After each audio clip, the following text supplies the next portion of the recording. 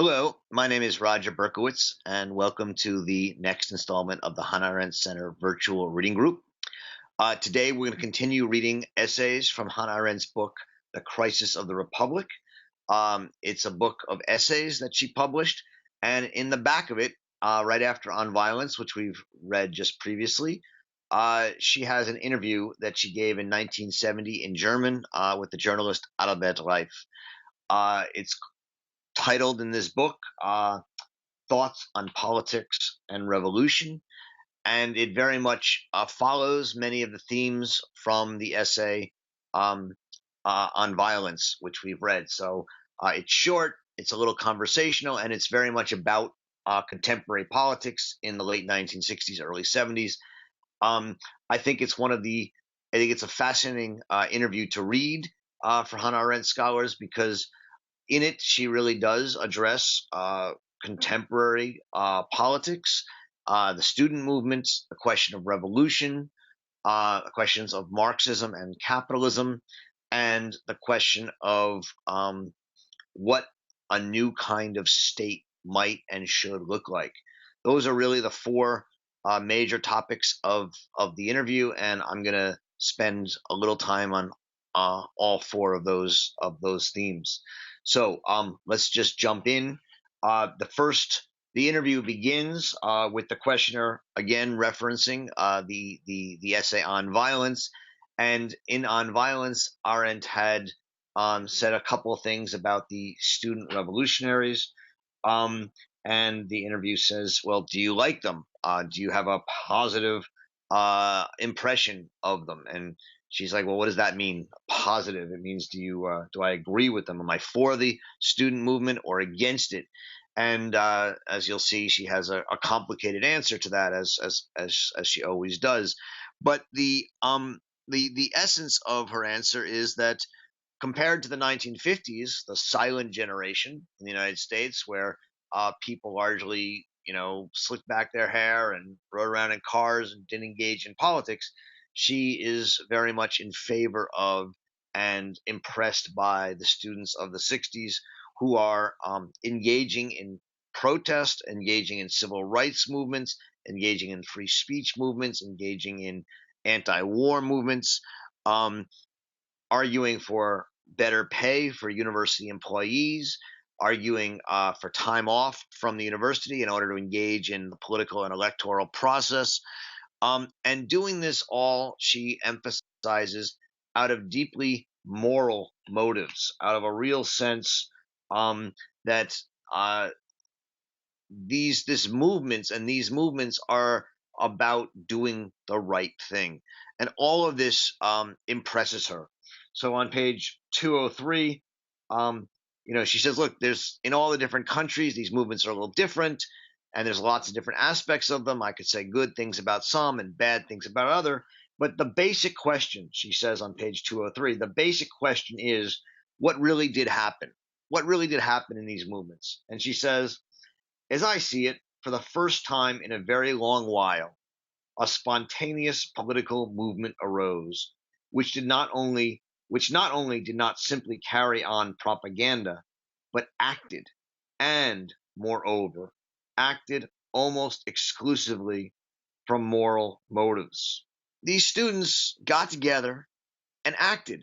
They protested. They engaged in the civil rights movement. And she makes a distinction. She says, like, when they went to the South and they argued against racist and discriminatory laws, that to her was political action and was not only justified, but deeply exciting.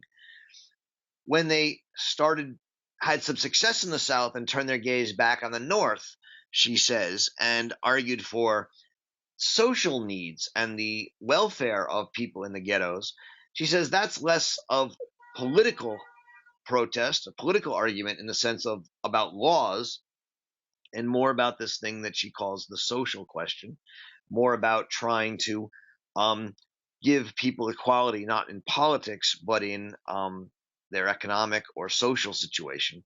And she finds that a lot more problematic. But overall, she's very positive about the idea that young people would get together and engage in politics and try to change laws that they consider to be unjust, fight for justice for employees, and fight for the right to engage in the electoral and political process. So she is overall incredibly positive about the student movements of the 1960s, at least in America. And she makes that distinction that she thinks that in America they were more successful and more politically oriented than in other countries. The second main theme of this book, of this interview, is in a response to a question about Ernst Bloch, and she turns it around. Right? They first ask, they say he has sort of a hope for the coming revolution. What do you think of that? And she says, starting on page 205, that she and Bloch really disagree about this idea of the coming revolution. She says there are, it is true, a whole series of phenomena of which one can say at once that in the light of our experience, they belong to the prerequisites of revolution, such as the threatened breakdown of the machinery of government, its being undermined, the loss of confidence in government on the part of the people, the failure of public services, and various others.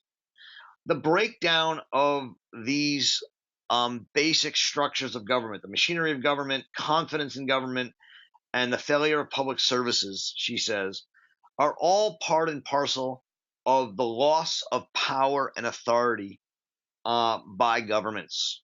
And so she continues, the loss of power and authority by all the great powers is clearly visible, even though it is accompanied by an immense accumulation of the means of violence in the hands of governments.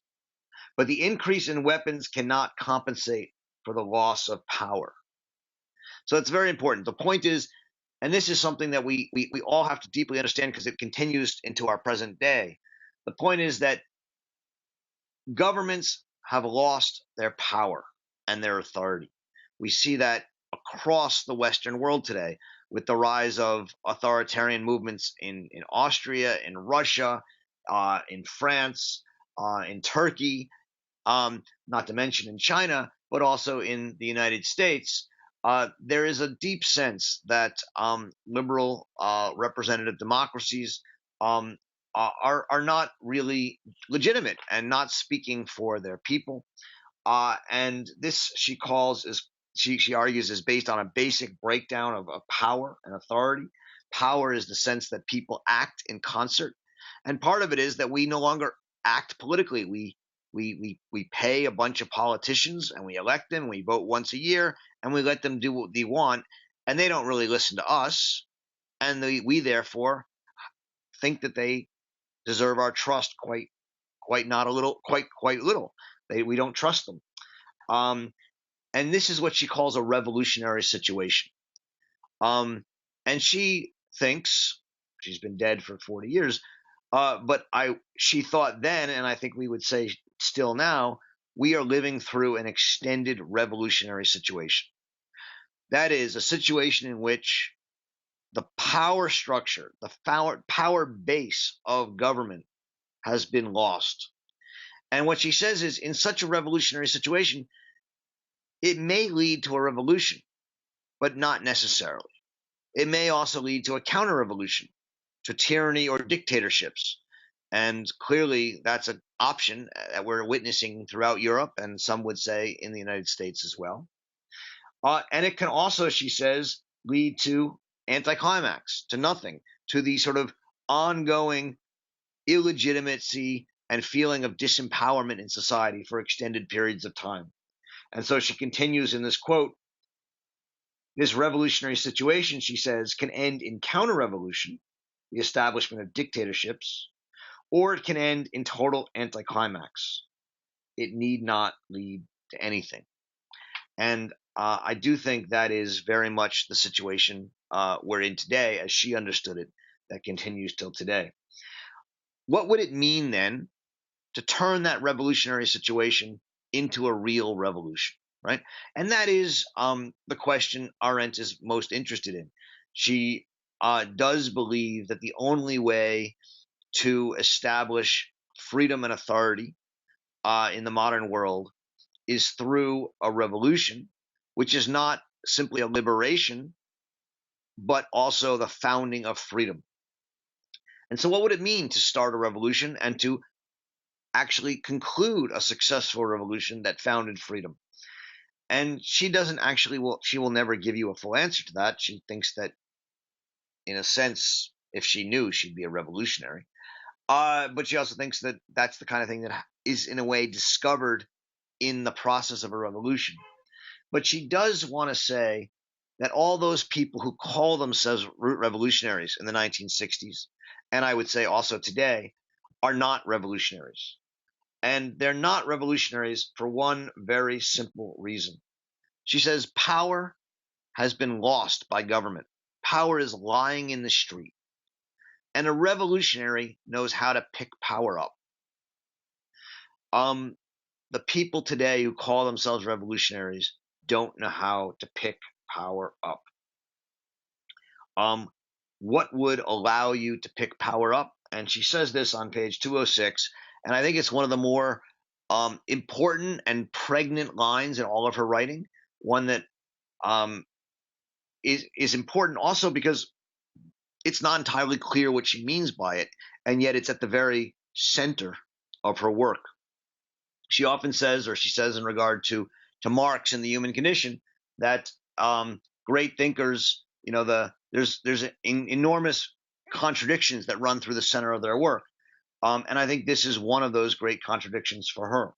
Because what she says is that at the moment, this is on page 206, one prerequisite for a coming revolution is lacking: a group of real revolutionaries. And, the students think they're revolutionaries, but she says they're not.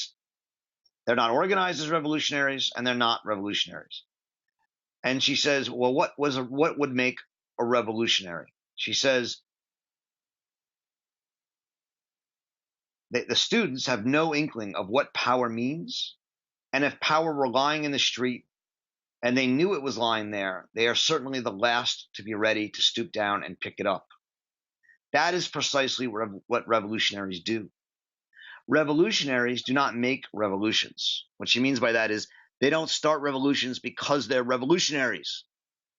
They pick power up. That's what revolutionaries do. And the revolutionaries are those who know when power is lying in the street and when they can pick it up. Armed uprising by itself has never yet led to a revolution. Nevertheless, what could pave the way for a revolution? She asked. And she says the answer is a real analysis of the existing situation, such as used to be made in earlier times. And this to me is, again, at the very center of Arendt's thinking. What is a real analysis of the existing situation? We know what it's not, right? And that's what the next couple of pages are, in a sense, about. She says that there's a debate going on between capitalists and Marxists.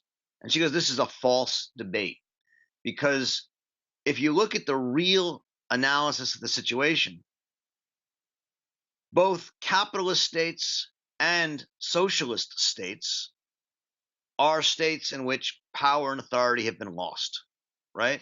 The Soviet Union and the socialist states of the East at this time have completely hollowed out their support and lost the support of their people. And the capitalist states of the West, she says, have largely lost the support of their people. She thinks both have done so for similar reasons. They've lost power, and they've lost power because they have expropriated the power of their people. Capitalists expropriate power by impoverishing their people, but also taking away their ability to act significantly in public by impoverishing them, and also by taxing them and overtaxing them, as she says.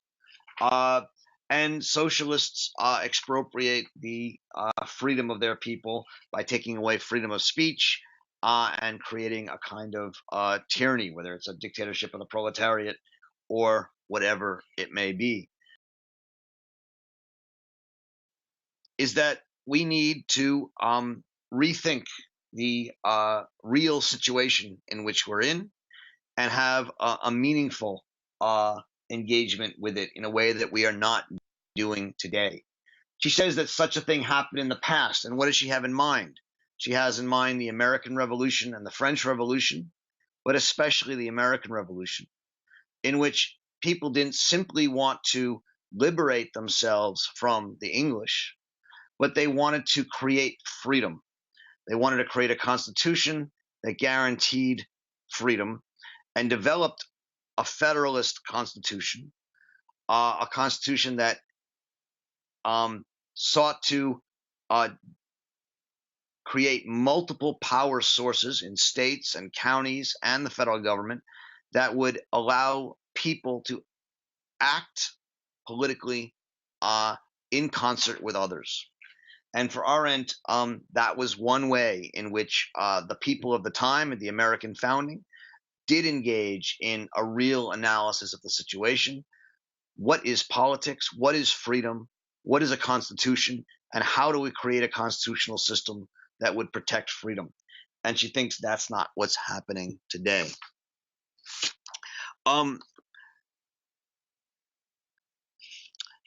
The last part of the essay or the interview that I want to really discuss starts on page 223, and it concerns, again, an issue from On Violence, namely the question of the loss of power.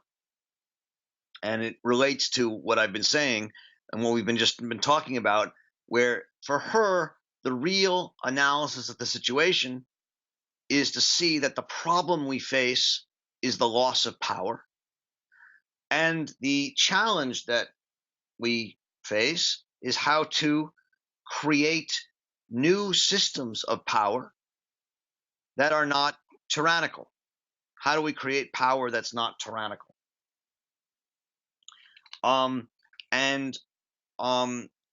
Again, she rehearses on page 223 and 224 this idea that countries today have lost power, that people have withdrawn their consent, that there's a sense that governments engage in illegal behavior, that there's a credibility gap.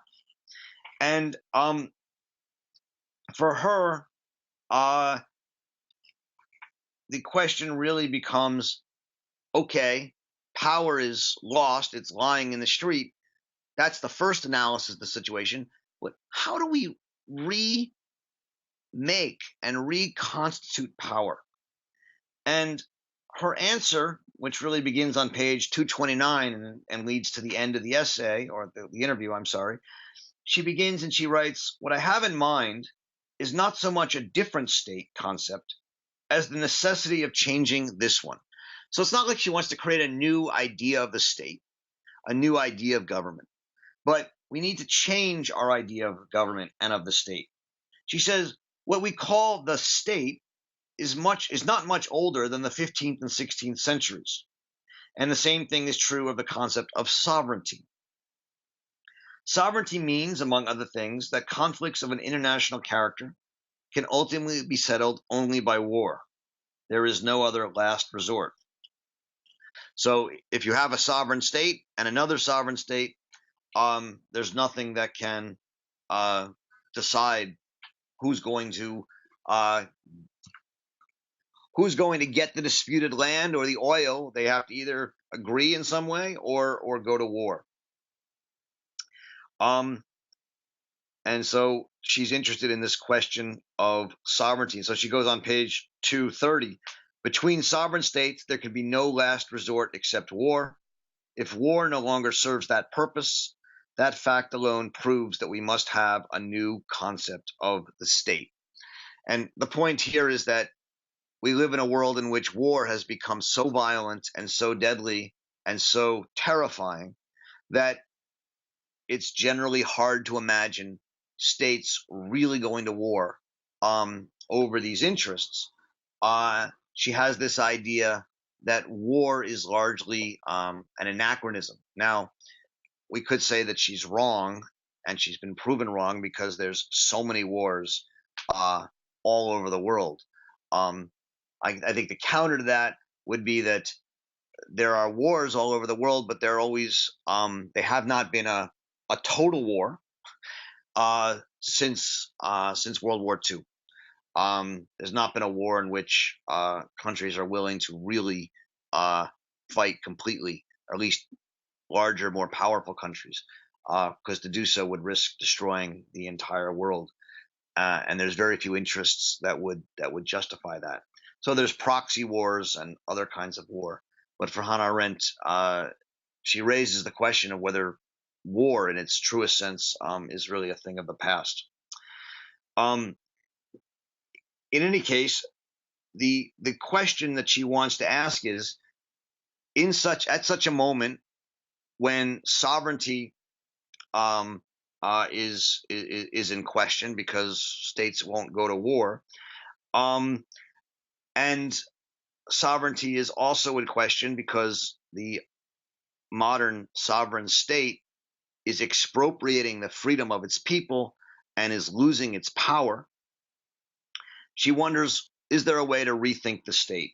And she writes on page 230, the mere rudiments I see for a new state concept can be found in the federal system, whose advantages it is that power moves neither from above nor from below, but is horizontally directed, so that the federated units mutually check and control their powers.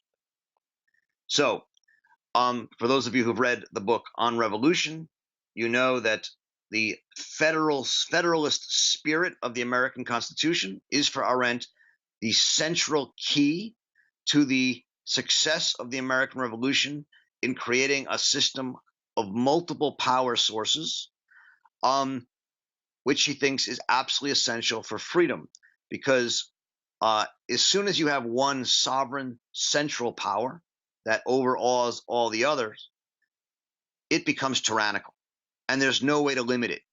We can try to limit it with laws or constitutions, and what she says is simply those will only work to the extent that the people want them to work, because no law will protect you against a majority of people who actually want to do something that the law restrains them from doing. And so she says the only way to actually protect freedom is through multiple sources of power, so that if one power seeks to create a tyrannical and sovereign system, other powers will join together and oppose it. And the problem we have today is that as we have centralized power away from the local governments to the central government, there's very few power structures left in society that can oppose the central government. And what we need to do is reinvigorate a federal system in which there's many federal units that check and control powers mutually. And the form that such a power structure would take is one, again, that she discusses in On Revolution, and she takes from Thomas Jefferson, and it's what she calls the council system. So she can write on page 231, this new form of government is the council system, which, as we know, has perished every time and everywhere, destroyed either directly by the bureaucracy of the nation states or the party machines. Whether this system is a pure utopia, in any case, it would be a people's utopia, not the utopia of theoreticians and ideologies, I cannot say. It seems to me, however, the single alternative that has ever appeared in history and has reappeared time and again. The council system, the idea that local councils of people who get together and act to govern themselves,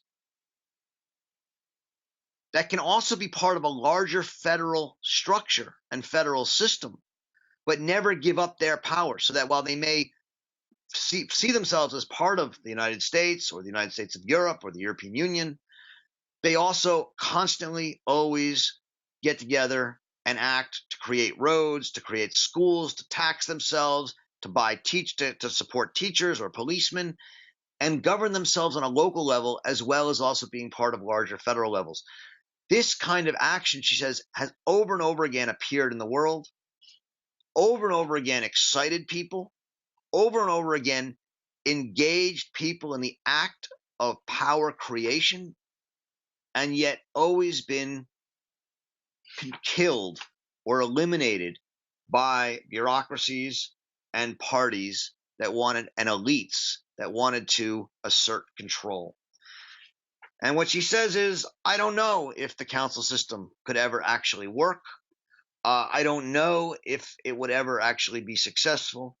But it is, at least in her mind, the only truly revolutionary idea that could in some way replace, or if not replace, maybe a better word is, as she said, not a new idea of the state, but reinvigorate and help strengthen and re-empower the state as we know it today.